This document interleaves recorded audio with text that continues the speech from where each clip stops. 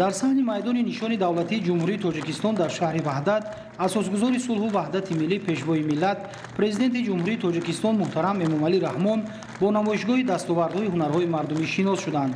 салом сарвари болагӯҳар, марҳабо ба рафтаи аҳли ҳунар. дастранҷи мардуми гулдасти мост, ранг рангу хел хел андар назар. марҳабо.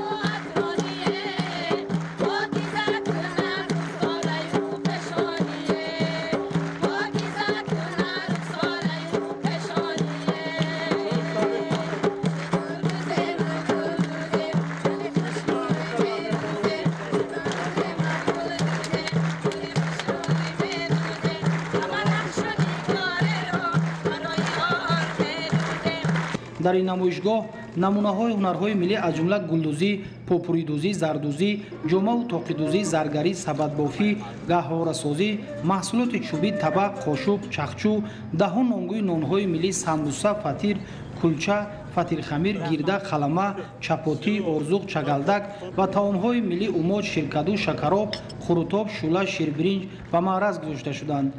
намоишгоҳро дастовардҳои ҳунармандон ҷаззобу диққатҷалбкунанда гардонида маҳсулоти пешниҳод намуда бо як маҳорати нотакрор ва ҳунари воло таҳия шуда буд.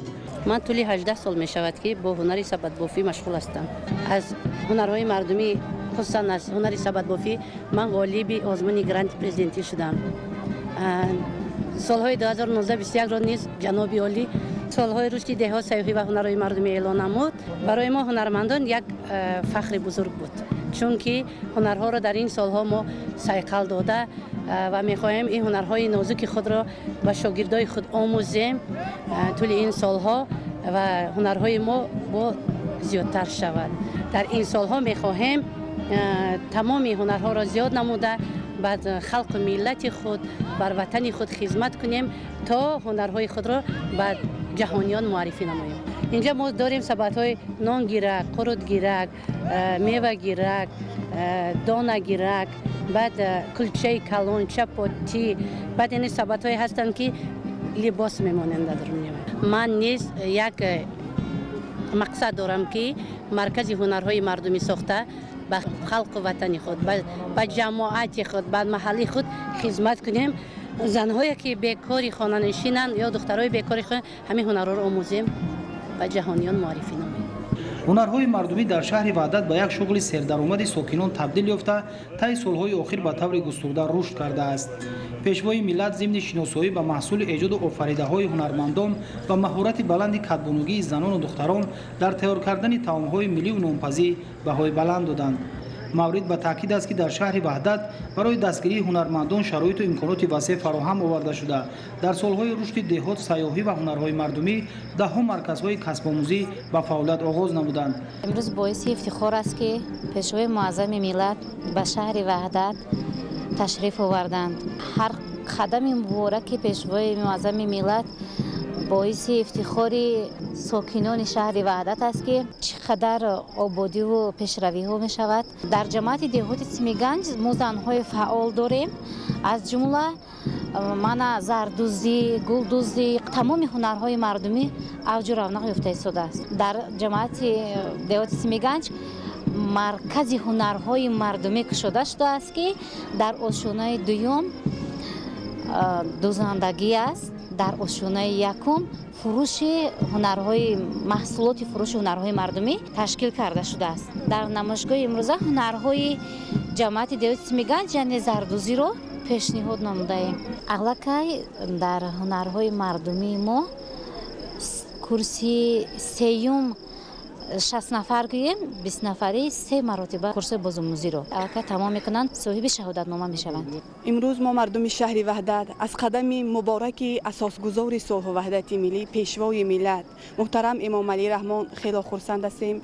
در این فضای ایدانه نمایش دستاوردهای هنری بخشیده به سال رشد دهات، سیاحی و هنرهای مردمی به معرض تماشا گذاشته است. دستاوردهای هنری از طریق سبد بافی، زردوزی، رسامی، طبق تراشی، گهواره سازی، گلدوزی به معرض تماشا گذاشته است. در شهر وحدت هنرهای مردمی خیلی رشد کرده است، بخشیده به سال رشد دهات، سیاحی و هنرهای مردمی و امروز هنرمندان خیلی هنرهای خود را به معرض تماشا گذاشتند. هنر خود را تکمیل دادند و برای آنها بسیارتر بخشیده به این سال بسیارتر شرایط ها مهیا گردید، بسیارتر شرایط ها فراهم آمد. در یک گوشه نمایشگاه اسباب‌های ضربی و سازهای ملی پیشنهاد حاضرین گردانیده شده از جانب هنرمندان سرود و ترانه‌های دلنشین اجرا گردید.